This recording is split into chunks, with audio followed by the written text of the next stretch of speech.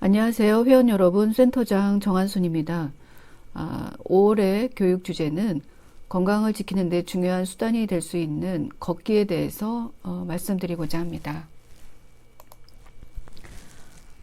말씀드릴 순서는 먼저 걷기에 대한 개념을 말씀드리고요. 그 다음에 걷기가 신체와 정신에 미치는 영향에 대해서 말씀드리겠습니다. 세 번째는 걷기에 대한 권장량을 말씀드리고 그 다음에 올바르게 걷는 방법에 대해서 말씀드리겠습니다.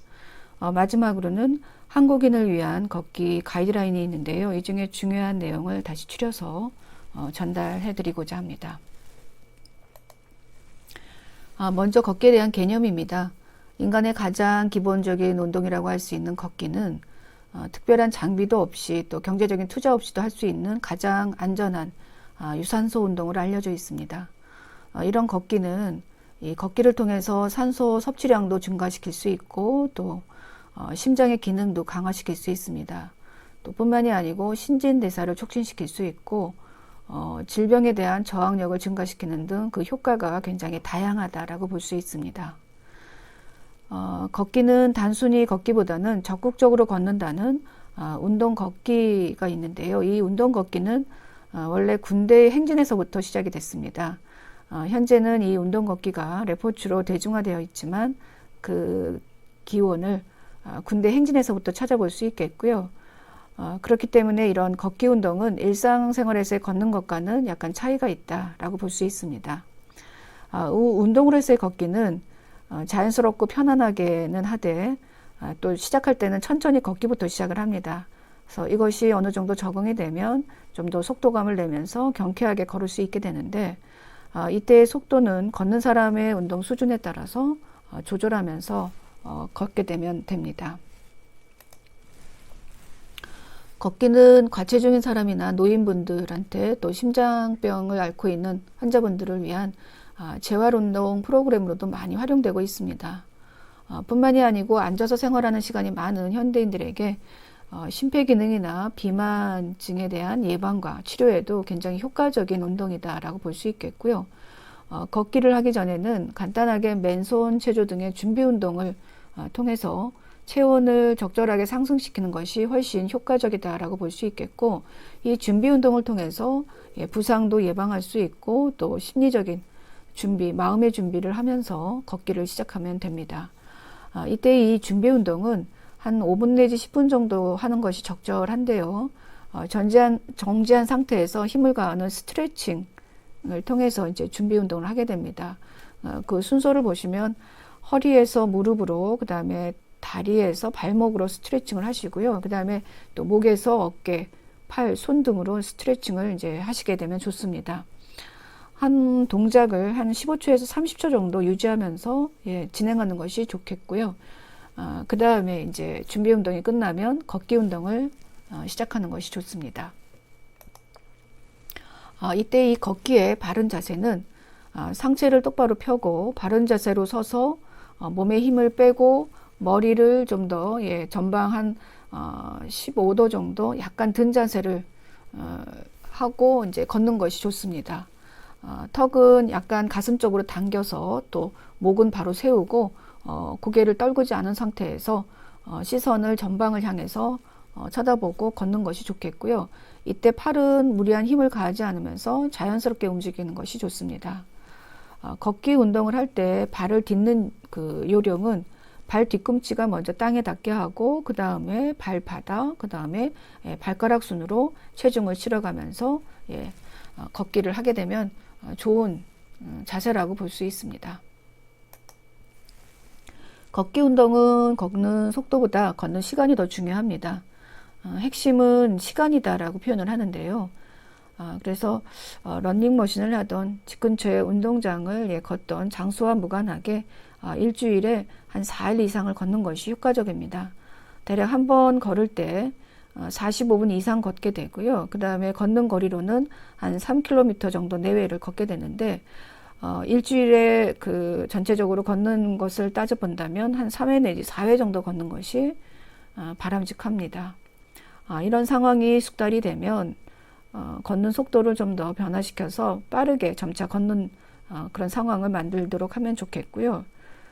이후에는 주당 실시하는 횟수를 좀 더 늘려가면서 운동량을 증가시키는 것이 좀 더 효과적이다라고 볼 수 있습니다.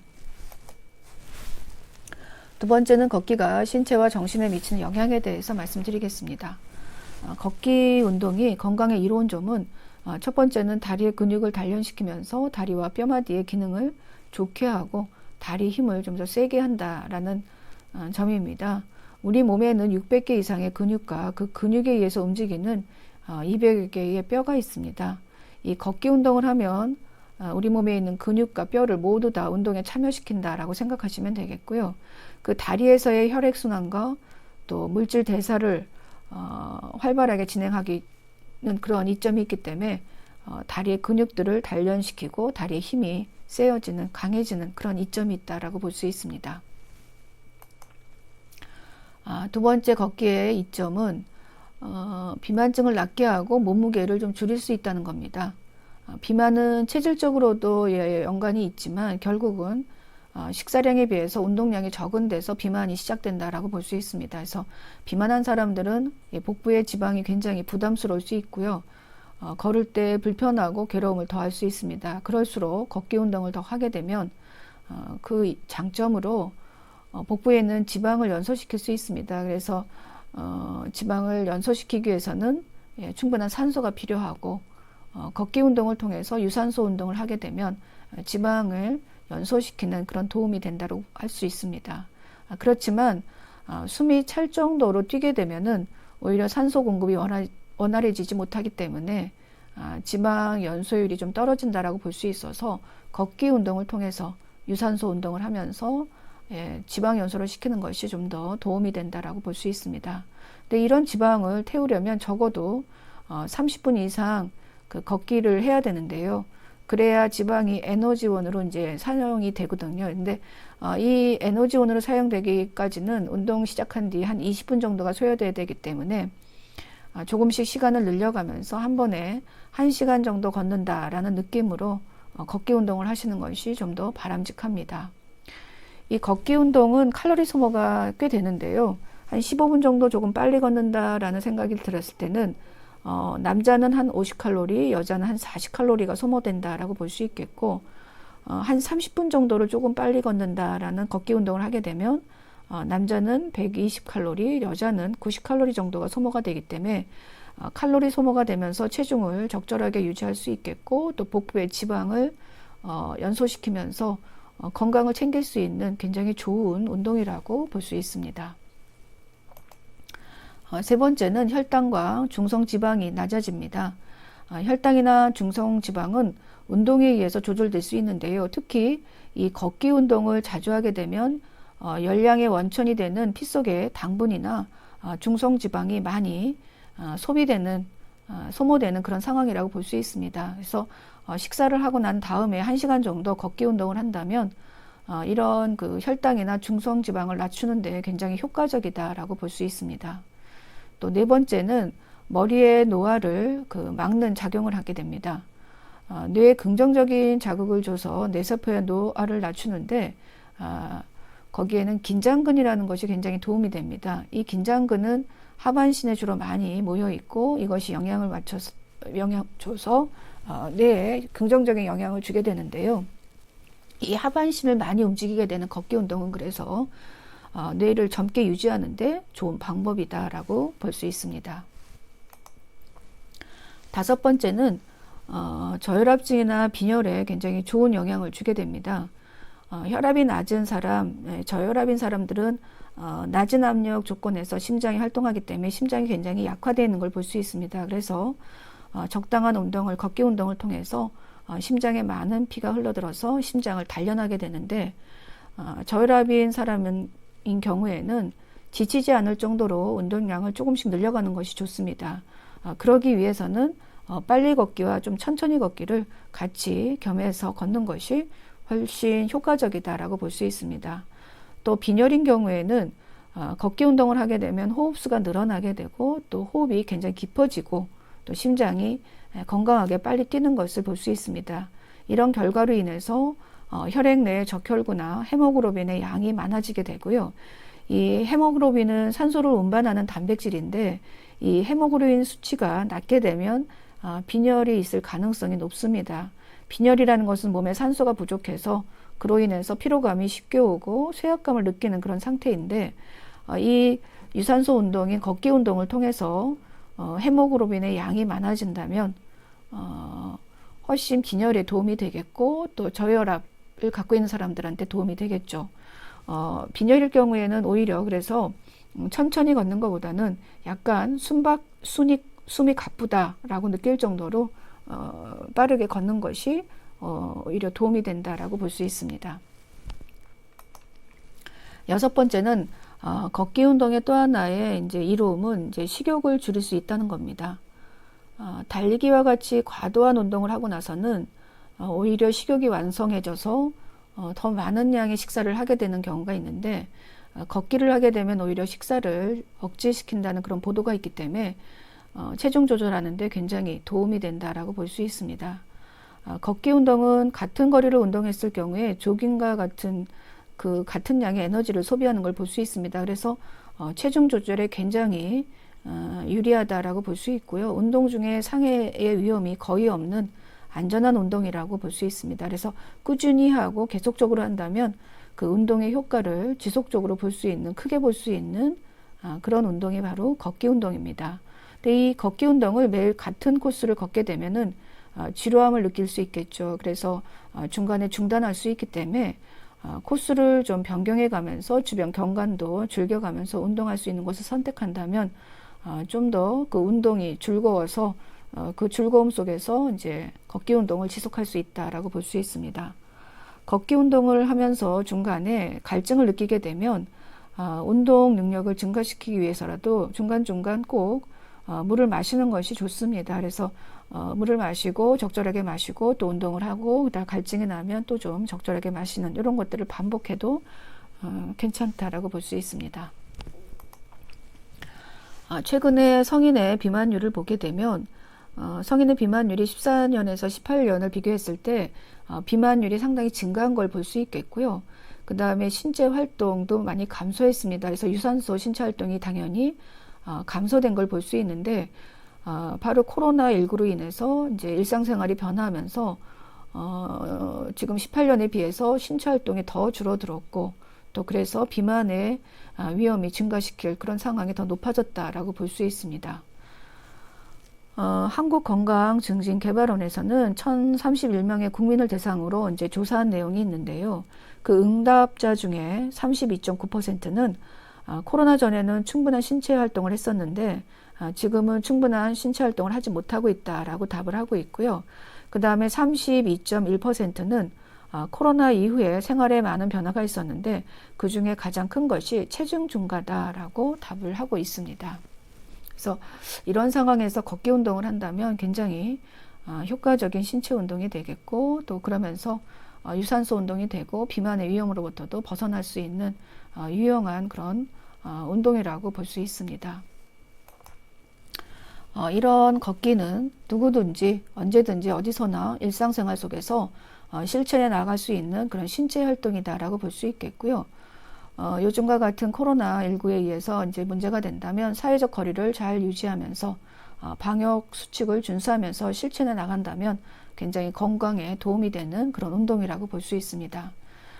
이런 규칙적인 걷기는 모든 사망의 위험으로부터 이제 좀 사망의 위험을 줄일 수가 있겠고요.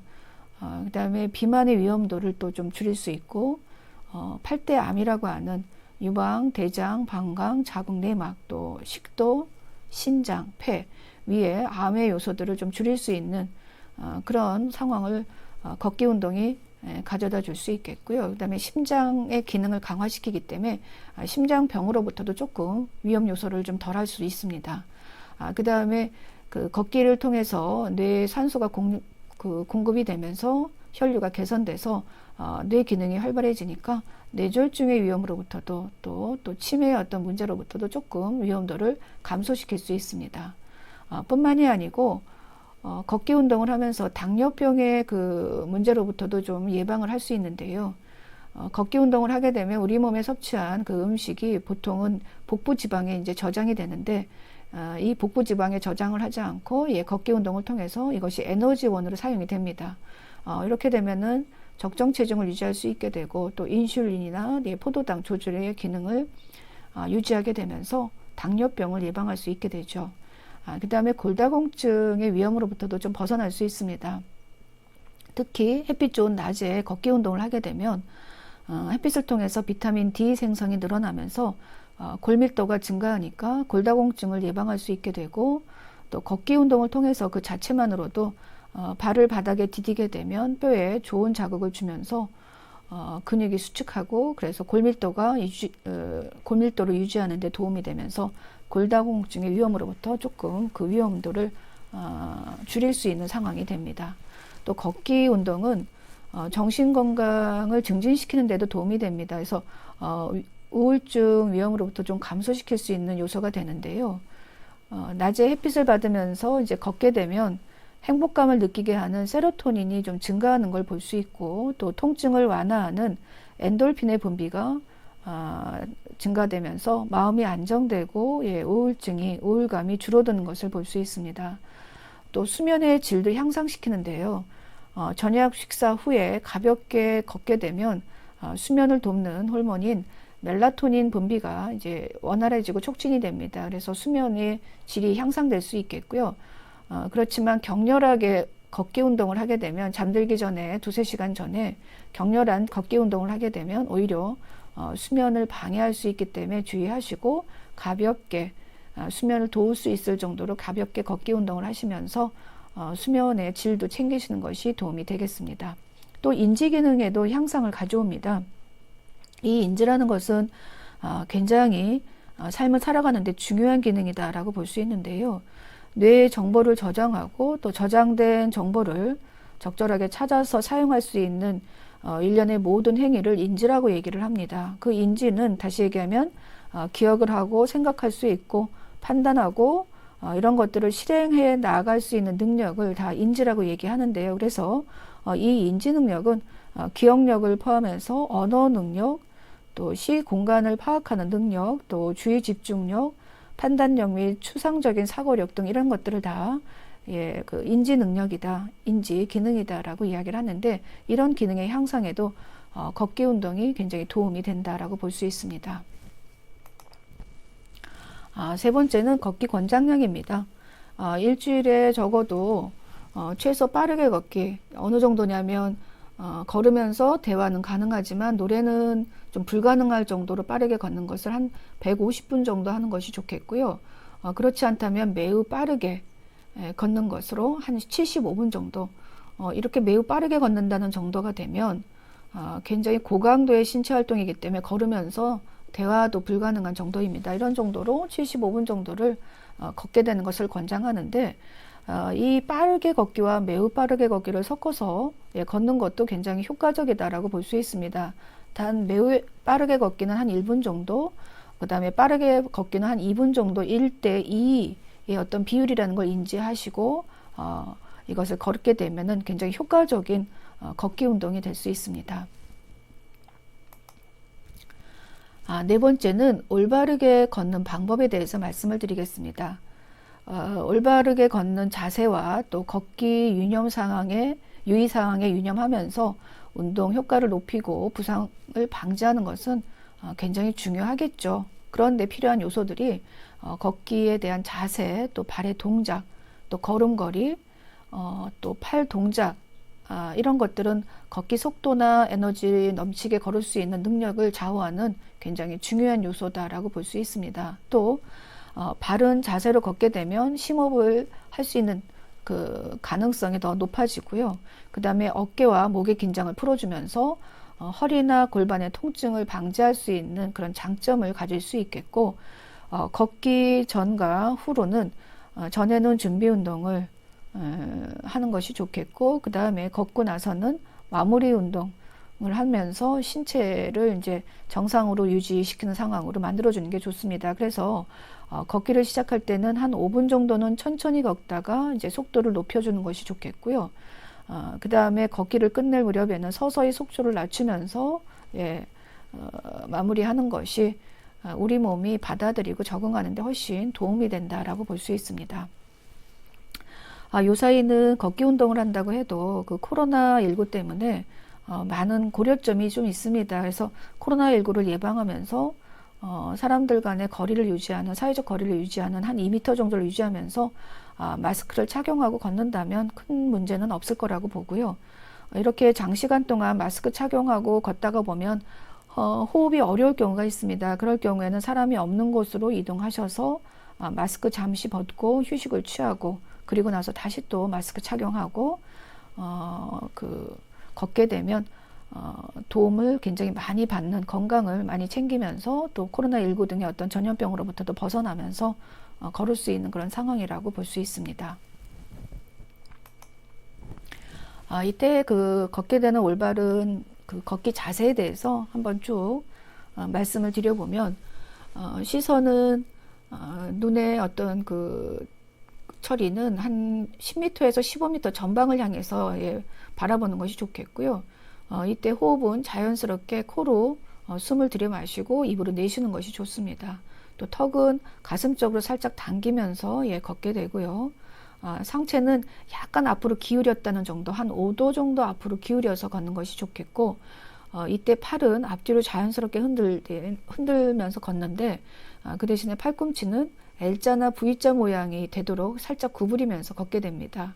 또 손은 달걀을 쥔 모양으로 가볍게 주먹을 쥐고 걸으면 되겠고요.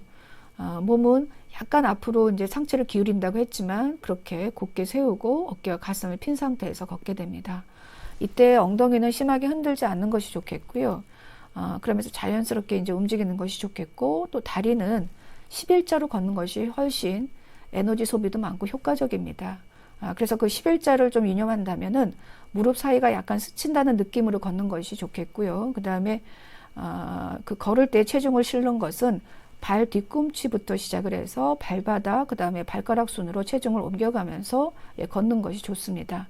이때 보폭은 본인의 키에 100을 뺀다든지 아니면 자신의 키에서 0.45를 곱해서 나온 그 거리만큼을 보폭을 일정하게 유지하면서 걷는 것이 좋은데요. 예를 들어서 신장이 160cm이다 라고 얘기한다면 보폭은 한 60cm에서 한 72cm, 이 정도가 되게 일정한 간격의 어떤 보폭을 두고 걷는 것이 올바른 자세라고 볼 수 있습니다. 지금까지 말씀드린 것을 요 그림의 요 한 페이지에다가 다 담았다라고 볼 수 있는데요. 한국인을 위한 걷기 가이드라인입니다. 말씀드렸듯이 최소 일주일에 최소 150분 정도를 좀 빠르게 걸었으면 좋겠다. 만약에 이 시간적으로 조금 어렵다면은 일주일에 최소 75분 정도를 매우 빠르게 걸어서 이 정도라면 걸으면서 대화가 불가능한 상태로 속도를 좀 내면서 걸어주는 것을 한 75분 정도 했으면 좋겠고요. 이것들을 섞어서 하는 것도 굉장히 효과적이라고 얘기했습니다. 그 대신에 빠르게 걷기와 매우 빠르게 걷기를 2대1의 비율로 생각하시고 걸으신다면 둘이 합쳐서 걷는 것도 효과적이고, 아니면 분리해서 시간에 맞춰서 걸으셔도 됩니다. 또 걷기에 대한 10대 효과에 대해서 말씀을 드렸었고, 이게 좀 정리된 내용이 있고요. 뒤에 다시 한번 말씀을 드리겠습니다. 또 걸을 때 주의사항을 잠시 더 보시면 코로나19 예방을 위해서 개인 방역 수칙을 준수하면서 걷는 것이 이 사이에는 무엇보다 중요하겠죠. 그러면서 걷기 전후로 해서 준비 운동을 하고 또 끝날 무렵에는 정리 운동을 하면서 이제 걷기를 마무리해 주시는 게 좋겠고요. 걷기를 시작할 때는 한 5분 정도 천천히 걷다가 속도를 올리고, 끝날 때는 서서히 속도를 낮추면서 걷기를 마무리하시는 것이 우리 몸이 받아들이는데 훨씬 수월하다라고 얘기를 했습니다. 또 더울 때라든지 아니면 미세먼지 농도가 높다는 그 보고가 있을 때는 실내에서 걷는 것이 훨씬 건강을 챙기면서 걷는 방법이라고 볼 수 있겠고, 걸을 때는 편안한 운동화를 착용하는 것이 좋습니다. 이 그림에서 보듯이 걷기의 바른 자세는 지금 말씀드린 대로 호흡도 자연스럽게 들이마시고 입으로 내쉰다고 표현을 했고요. 그 다음에 시선 처리에 대한 거, 또 손도 달걀 모양으로 가볍게 쥐고 걷는다는 거, 이때 팔은 앞뒤로 자연스럽게 흔들되 팔꿈치는 약간 구부린 자세가 좋다라고 표현을 했고요. 엉덩이는 심하게 흔들지 않고 자연스럽게 움직이는 게 좋겠고, 몸을 고추 세우고 어깨와 가슴을 핀 상태에서 걷는 게 좋다라고 얘기 드렸습니다. 다리는 11자로 걷는 게 좋은데 그 느낌은 무릎 사이가 약간 스치듯한 느낌으로 걷게 되면 11자로 걷는 상황이기 때문에 그것을 유념하면서 걷는 것이 좀 더 좋은 자세라고 할 수 있겠고요. 체중을 실는 것은 발 뒤꿈치부터 바닥에 닿게, 그 다음에 발바닥, 발가락 순으로 이동시키면서 무게 중심을 체중을 실으면서 걷는 것이 좀 더 바른 자세라고 볼 수 있습니다. 마지막으로는 한국인을 위한 걷기 가이드라인이 있습니다. 그 많은 내용이 있는데요. 그 중에 강조할 부분 또 중요한 내용들을 추려서 몇 가지 더 말씀을 드리고자 합니다. 먼저 걷기의 중요성과 10대 효과입니다. 걷기 운동을 통해서 모든 사망 위험 요소들을 이제 줄일 수 있다라고 얘기했고요. 심장의 기능을 강화시키기 때문에 심장병으로부터의 위험도를 좀 줄일 수 있다라고 이야기했습니다. 그 다음에 뇌혈류 개선을 시키면서 뇌 기능을 강화시키기 때문에 뇌졸중의 문제로부터도 조금 그 위험도를 줄일 수 있다라고 했고요. 그 다음에 고혈압의 위험으로부터도 또 당뇨병의 위험으로부터도 그 다음에 비만의 위험으로부터도 좀 줄일 수 있다. 위험도를 조금 낮출 수 있다라고 이야기를 했습니다. 자, 그 다음에 우울증에 대한 문제도 좀 개선할 수 있겠고요. 그 다음에 치매의 문제도 조금 예방할 수 있는 상황을 줄 수 있다라고 했습니다. 또 8종류의 그 암의 위험으로부터도 좀 그 위험도를 줄일 수 있는 요소가 바로 걷기다라고 말씀을 드렸었고요. 그 다음에 인지 기능을 향상시키면서 또 수면의 질도 향상시킬 수 있는 것이 바로 걷기 운동입니다. 이때 걷기 권장량은 시간이 굉장히 중요하다라고 얘기했는데 일주일에 최소 좀 빠르게 걷기를 한 150분 이상을 했으면 좋겠고, 그 다음에 매우 빠르게 걷기라면 한 75분 정도를 하는 것이 적절하게 운동이 되는 그런 걷기 운동이라고 볼 수 있습니다. 걸을 때 주의사항은 코로나19를 좀 예방하기 위해서 밀집 장소는 피하는 것이 좋겠다라고 말씀드렸는데요. 또 사람들 간의 거리도 어느 정도 띄어서 한 2m 정도 유지하면서 마스크 착용하고 걷게 되면 큰 문제 없이 건강을 챙길 수 있습니다. 근데 오랜 기간 걸으면서 마스크를 착용하게 되면 호흡이 어려워질 수가 있기 때문에 이럴 때는 사람이 없는 곳으로 이동하셔서 마스크 잠시 벗고 휴식을 취하시고 다시 휴식을 취했으면 마스크 착용하시고 걷기를 진행을 하시면 될 것 같습니다. 걷기 전후로 해서는 반드시 우리 몸이 그것을 좀 받아들일 수 있도록 준비 운동을 하고 시작을 하시는 게 좋겠고, 또 끝날 때는 마무리 정리 운동을 하시는 것이 좋습니다. 그래서 걷기를 시작할 때는 한 5분 정도는 천천히 걷다가 좀 더 걷는 속도를 올리는 것이 좋겠고요. 끝날 때는 서서히 걷는 속도를 늦추어서 우리 몸이 받아들일 수 있는 상황으로 시작을 하고 마무리하는 것이 좋습니다. 또 더울 때나 미세먼지 농도가 심할 때는 그 실외보다는 실내에서 걷는 것이 훨씬 건강을 챙기는 데 도움이 된다라고 말씀을 드렸고, 또 걷기를 할 때는 편안한 신발, 그래서 운동화를 착용하시고 걷는 것이 좀 더 도움이 된다라고 볼 수 있습니다. 마지막으로는 일상생활 속에서 걷기를 실천할 수 있는 팁을 좀 말씀을 드리겠습니다. 혹시 버스를 이용하시는 직장인이라면 출퇴근 시에 한두 정류장 미리 내려서 걷는다면 생활 속에서 걷기를 실천할 수 있는 좋은 팁이 될 수 있겠고요. 지하철도 마찬가지입니다.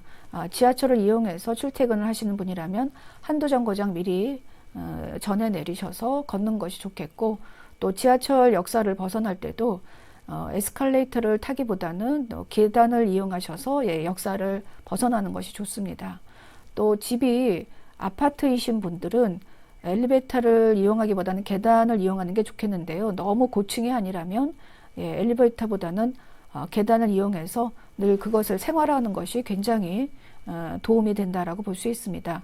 또 혹간에는 날씨가 안 좋거나 상황이 안 될 때는 그 계단을 이용해서 운동하시는 분들이 있는데요. 이럴 때는 올라갈 때는 걷기 운동을 한다는 개념으로 계단을 통해서 올라가시면 골밀도도 더 증가하면서 골다공증에도 도움이 되겠고 심장 강화에도 도움이 됩니다. 그 다음에 내려가는 때는 계단을 이용하기보다는 엘리베이터를 타고 내려오셔서 또 다시 계단을 이용하시고 이런 것들을 몇 번 반복하시는 것도 생활 속에서 또 운동을 하시는 방법의 하나라고 볼 수 있습니다. 그 다음에 한 30분 이내에 걸어서 가야 되는 장소가 있다면 될 수 있으면 가능하면 걸어서 이동하는 것이 훨씬 도움이 되겠죠. 이런 어떤 그 작은 실천에서부터 이런 걷기 실천에서부터 이제 건강을 챙길 수 있다라고 볼 수 있겠고요. 그 다음에 일상 속에서 늘 함께 하려면은 걷기 친구를 만드는 것이 좋습니다. 그래서 동호회 가입을 한다면 함께 걸을 수 있는 친구들과 함께 하면서 지루하지 않게 걷기 운동을 할 수 있고요. 그래서 중단 없이 오랜 기간 걷기 운동을 지속해 나갈 수 있는 그런 장점이 있습니다. 또 주 1 내지 2회 정도는 주변에 산책로를 걷는 것도 도움이 되겠고요. 그 다음에 가까운 산을 오르는 것도 도움이 됩니다. 이렇게 걷기가 가져다주는 두 발의 행복을 온몸으로 느끼게 된다면 우리 모두는 스스로에게서 좀 더 자유로워지는 정신적으로도 또 신체적으로도 자유로워질 수 있는 건강을 챙길 수 있는 상황이 될 수 있다라고 봅니다. 오늘 말씀드린 내용은 여기까지로 하는데요. 이 날씨가 굉장히 좋은 계절이 이제 왔습니다. 그래서 이 걷기 운동을 좀 더 생활 속에서 실천해 나간다면 여러분들의 건강을 챙기는데 많은 도움이 될 수 있을 거라고 봅니다. 지금까지 교육 잘 들어주셔서 감사합니다. 수고하셨습니다. 다음 기회에 또 만나 뵙겠습니다.